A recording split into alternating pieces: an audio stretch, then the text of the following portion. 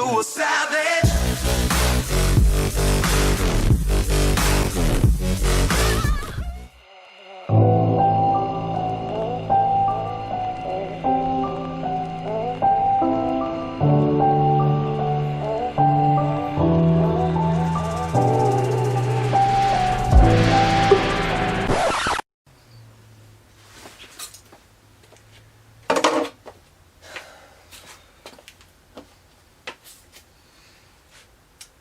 Hey, so you probably guessed by now, but I'm not exactly a happy camper. Mostly due to the fact that a Chevy Tahoe ran into the side of my cabin, if you know what I mean.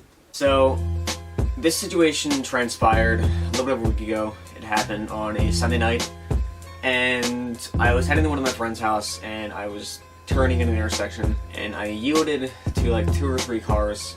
And after those 2 or 3 cars went by, it looked clear enough to go. I saw this dude's headlights like all the way down the end of the road, but it looked like I had plenty of room to actually make the turn. I proceeded to make the turn, and turns out this dude was moving.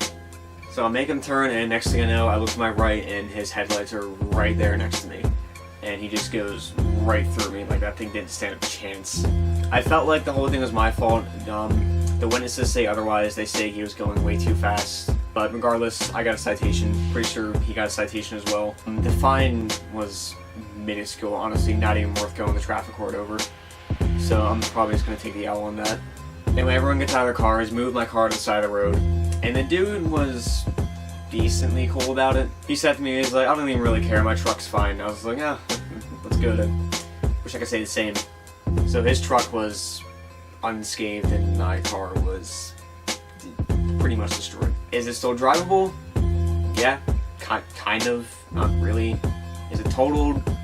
Probably. Here's the thing, I did not have collision on this car, and that was not my decision. Like, I'm on my parents' insurance, that was their decision to do that.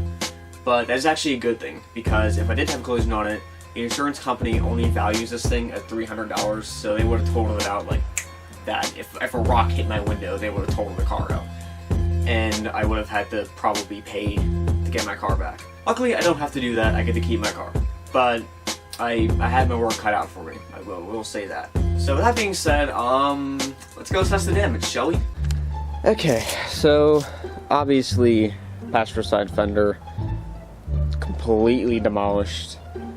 Turn signal out. I actually ripped that out after I got the car back home. Passenger side door, pretty nasty dent in it. It no longer opens all the way. Funny thing is, like before I got in the accident, you couldn't really open the passenger door from the outside. Like you would unlock it and you could open it and it just wouldn't open. Now it's the opposite. You can open it perfectly from the outside. You can't open it from the inside now. Whatever. Rear quarter panel also got a pretty nasty dent in it. So fenders gonna have to be replaced. Obviously, I plan on getting new fenders anyway. I wanted to get the Osaka JDM wide body fenders. But I do have a parts car with fenders intact on it. Same goes with the door. I can just pull the door off of my parts car, put it on there. Rear quarter panel, that's going to be a little bit of a pain in the ass. I'm pretty sure you can actually take this entire thing off. It's just a bit of a process. I can either rip out pretty much all the rear interior and unbolt, unclip a whole bunch of crap. I'm not entirely sure. I didn't really look into it. That's going to be a bit of a process. Also, as you can see, my wheel is a little bit stanced. So I'm gonna go on a limb and say that there's some suspension damage, maybe tie rod, control arm, exterior knuckle. I'm not entirely sure. I haven't really looked into it. But the wheel is bent in a fashion, or cambered in a fashion, to where when it drives, it rubs up against this little piece of the fender right here, and it makes a nasty sound, and it doesn't smell so good when you drive it. Brakes look fine. Like no damage on any of the rotors that I can see. There's definitely something bent in there. And I have a bit of another dilemma here. And that is that the hood release does not want to release the hood. That is an issue because in order to get the fenders off, you need to pop the hood. there's like 8 bolts to get the fenders off, and 6 of them are underneath the hood. I don't really understand this problem, because like when we got the car home, like the hood opened perfectly fine, and then just the next day it just doesn't open. I think maybe at some point the cable just like got loose or something, but in order to fix the cable, you need to take off the fender. And I can't take off the fender because I can't release the goddamn fucking hood. Now, the internet being as helpful as it is, I looked up what to do when your hood release is not working. And pretty much every answer that I found was to remove your grill and do it manually. I haven't got one of those. No grill there. This car's from 1990. Grills weren't invented yet.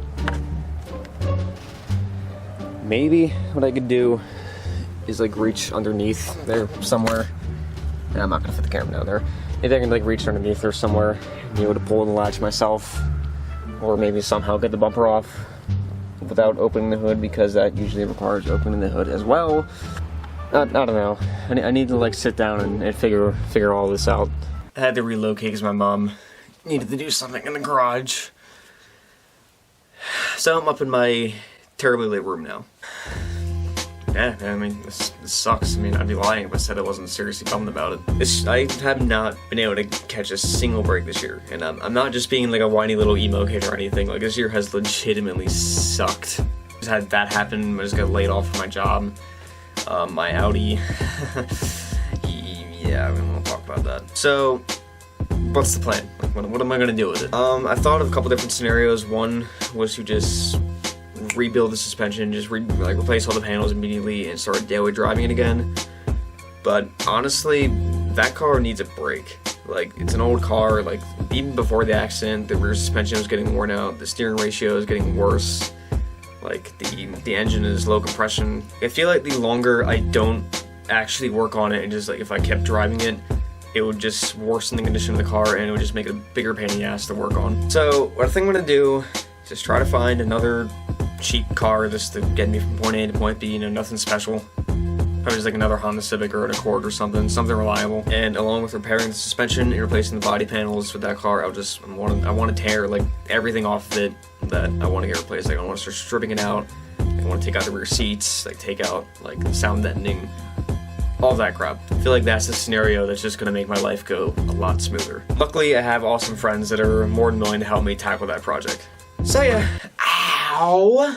Freaking funny bone. So yeah, it is what it is. I mean, I'll get through it. We'll get it back on track, like I can promise that. But yeah, hope you guys enjoyed this video.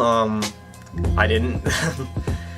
But yeah, hope you guys have an awesome day. Try not to get hit by any trucks, and I will catch you guys in the next video. Peace. You going do for it.